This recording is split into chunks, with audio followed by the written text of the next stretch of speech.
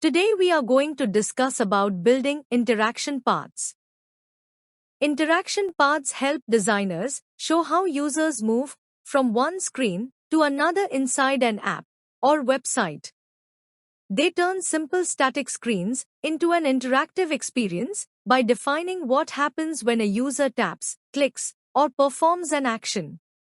In simple words, interaction paths represent the screen-to-screen navigation flow based on user actions. Example: when a user taps the login button, they are taken to the home screen. From there, if the user clicks the menu icon, a side menu opens. This sequence of actions and screen transitions represents an interaction path, which shows how users move through the app step by step. Why do we build interaction paths? Interaction paths help designers understand how users move through the app. They show the complete user journey from the start to the end of a task. Designers also use these paths to create prototypes that can be tested for usability and user experience. Where do we build interaction paths?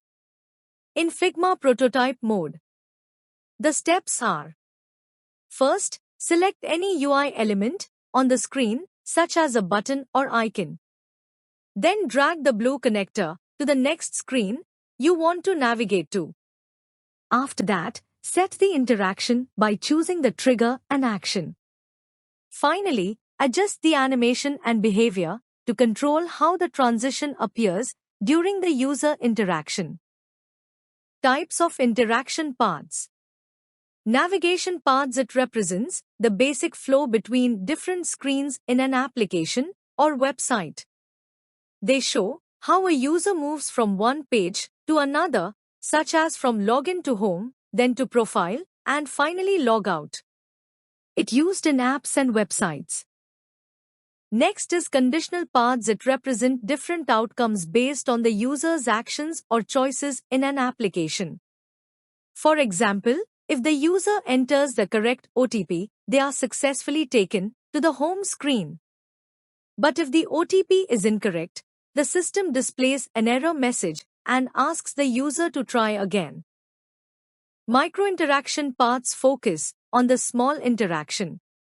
For examples, these include actions like button hover, drop-down expand, checkbox selection, loading animation.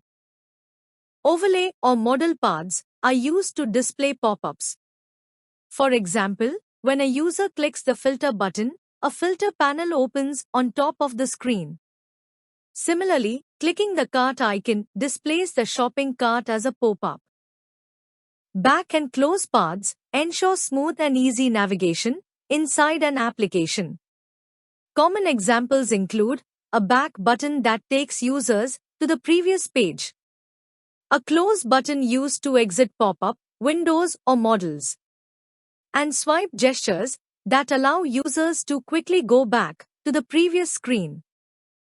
How to build interaction paths in Figma, step by step. First, switch to prototype mode by going to the right-hand panel and clicking on the prototype tab. Next, select a UI element on the screen. For example, you can choose the login button to start creating the interaction. Next, drag the blue node from the selected element to the screen you want to connect. After that, set the interaction by choosing the trigger as on click, the action as navigate to, and select an animation such as Smart Animate or Instant to control how the screen transitions. Step 5 is connecting all the screens. Link buttons, icons, cards, menu items, and back buttons so that every interaction takes the user to the correct screen. Continue connecting these elements until the complete user journey is finished. Step 6 is testing the prototype. Click the present or play button to experience the flow. Example of a simple interaction path. Let's walk through user journey on food delivery app. Splash screen shows the app logo while loading. Login screen allows users to sign in or register. Home page shows food categories and restaurants. Food details screen shows item info and add to cart. Checkout page lets users review order and pay. Order success screen confirms the order is placed. Conclusion: building interaction paths enhance user experience by organizing movement and connections within a space, making navigation easier, more intuitive, and efficient.